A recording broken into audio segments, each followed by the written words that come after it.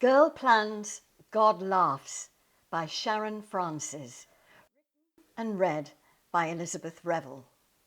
Chapter 1. It took Violet's entire body weight to push open one side of an enormous pair of smoked glass doors. Strange how an hour earlier the slightest touch was enough to make it swing freely inward, drawing her into the buzzing hotel lounge. Yet now it felt like lead. She sidestepped through the gap as the door nudged her out into the bitter cold. Her heavy wool coat flapped around her in the wind, buttons left undone in her rush to leave, exposing her black dress and stocking-clad legs to the night air. She pulled it tight as she paused to gather her thoughts in the doorway. A couple, laughing and chattering, arms intertwined, smiled a greeting as they passed in the other direction.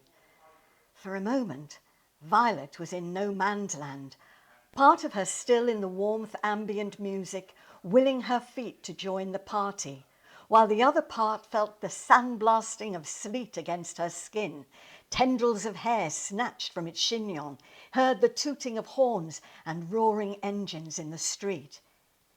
Everywhere she looked there were signs of the season. Fairy lights twinkling in shop windows, kitsch advertisements for Christmas films emblazoned on the sides of buses. Even her own breath, condensing into frosty broom, was a brutal reminder of the time of year. She had been so hopeful this year, so sure this one would be different. Now she wished it was over. Every fir tree ripped down, every sickly sweet gift advert replaced with January sale banners. The sheet music for every carol padlocked away. She shrank with disappointment, shoulders sagging with the weight of it. The usual determined glimmer absent from her sorrel eyes.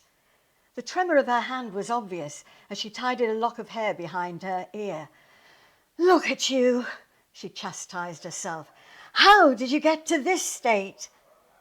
Violet thought back over the last few months, the intricate scheme she had designed like a spider's web, each silken thread adding elegant detail and strength, and she'd almost brought it to completion, her masterpiece, until today, when an ugly ladder tore straight through the middle. She had thought her plans were perfect, marvelled at how simple it would be, how everything and everybody would fall into place. Where were those plans now? She remembered an elderly aunt from childhood. Aunt Muriel spent hours industriously sewing a cross-stitch, stabbing away with her needle, filling every gap with colour. She produced magnificent pieces of art, but when you turned them over, the back was chaos, an ugly tangle of thread. Until tonight, all Violet had seen when she studied her master plan had been the cleverness, the pretty colours. But now she saw the knotted mess behind the scenes. She looked down at the glitzy shimmer of her shoes, shiny silver and recklessly high. What had she been thinking? She would be paying them off her credit card until March. And why?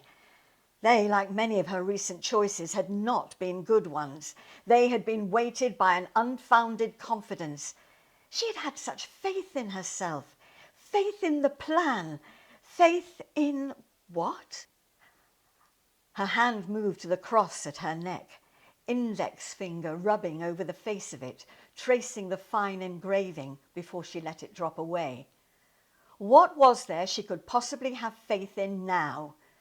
She dragged her gaze up, past the buildings across the street, past the illuminated high-rises in the mid-distance, up to the sky beyond, mostly charcoal, but for a few lighter grey clouds softening it as they raced southeast. There were no stars to be seen, no silver linings obscured by the Limbo stratas. She whispered into the ether, "Listen, God, I don't get it. I thought we had an arrangement. I've kept to my side of the deal. I did all the things I said I would, followed the plan to the letter, so I don't get it. Did I miss something? Did I get something wrong? Oh, what do you want from me? I've tried." A black cab pulled up beside the curb at the foot of the wide steps below, and she became conscious of her appearance, leaning against a building as if she couldn't support herself, talking to someone who wasn't there. She looked like a sad, dejected drunk. The cab door jerked open, and she recognised the high-pitched laughter within. Tara from HR, she with an eye for spotting gossip a mile off and a mouth for sharing it. In her current fragile state, Violet couldn't cope with her sticking her nose in. She quickly scanned her surroundings for an escape route. But there was nowhere to go, except back inside, or directly past her colleague. Neither option was perfect, but she still had resources to fall back on. She grabbed her phone from the clutch bag under her arm, pressed it to her ear, assumed a fake smile and hurried down the steps, making a beeline for Tara, improvising a one-sided conversation as she went. Whatever happened, Tara would not go into the party with stories of her leaving, tail between her legs. Violet would not be the talk of the office next week, at least not for that reason. No, she was leaving, pride intact. Utilising her rusty but passable acting skills from years past in drama class, she would give a clear impression of someone moving on to a bigger, better party. She would face a few questions on Monday, the odd raised eyebrow, but better that than pity any day of the week. Yes, I've escaped at last and I'm on my way. Pause for effect. I know, but it's got to be done, you know. Networking and all that. She drew level with Tara and her handsome male escort and briefly raised a hand in acknowledgement, making it obvious her attention was on the phone call. No, it's fine. I'll grab a cab and I can be there in 10, 15 tops. She lowered her voice suggestively as she met Tara's questioning gaze. No, I can't wait either. Violet made to sidestep Tara, who was staring, radar fully alerted.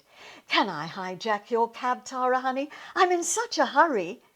As she reached for the door, Violet's heel caught in the grill at the edge of the pavement, forcing her to pivot 90 degrees. With the other hand still clasping the phone to her ear, she had no way to steady herself and felt her body tip spectacularly backward off the pavement and into the road. Her fake smile transformed into wide-eyed, open-mouthed grimace of complete shock, her limbs flailing. Violet's shoulder was the first thing to make contact with the tarmac, the force punching breath out of her with a loud oomph. Oh, come on, God, give me a break, she fumed silently.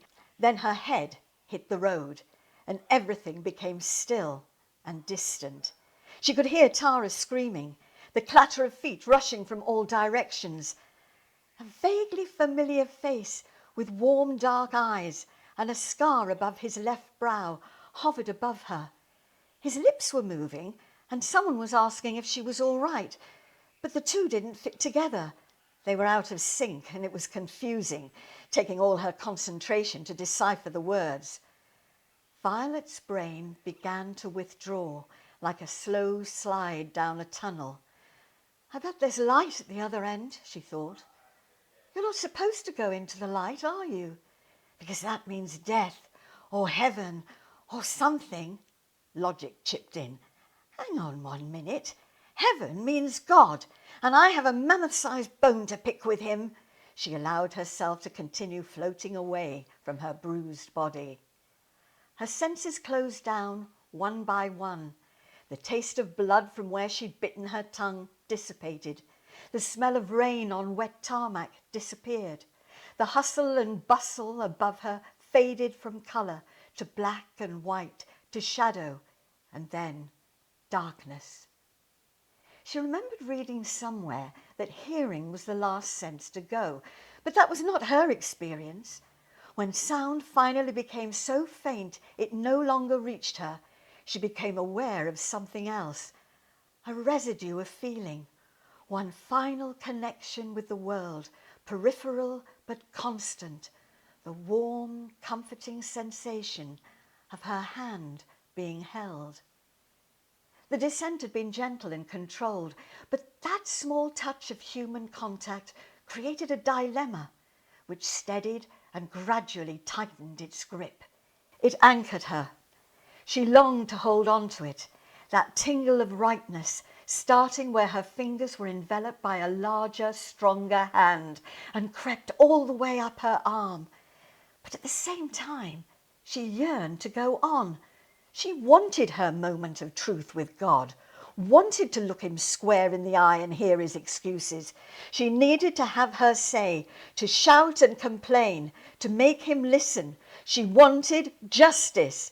She deserved justice. Squeezing the fingers which held hers, she felt a gentle compression as they squeezed back. But the decision was made.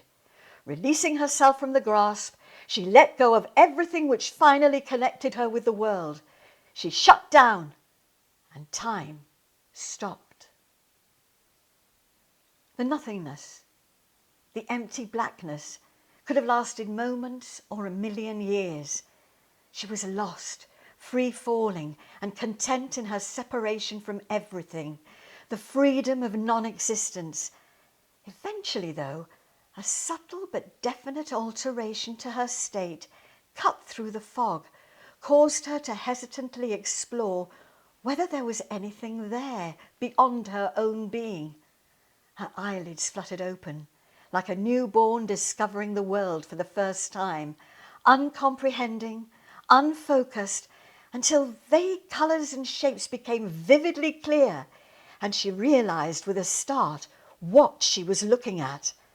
A pair of piercingly blue eyes staring right back, only inches from her face.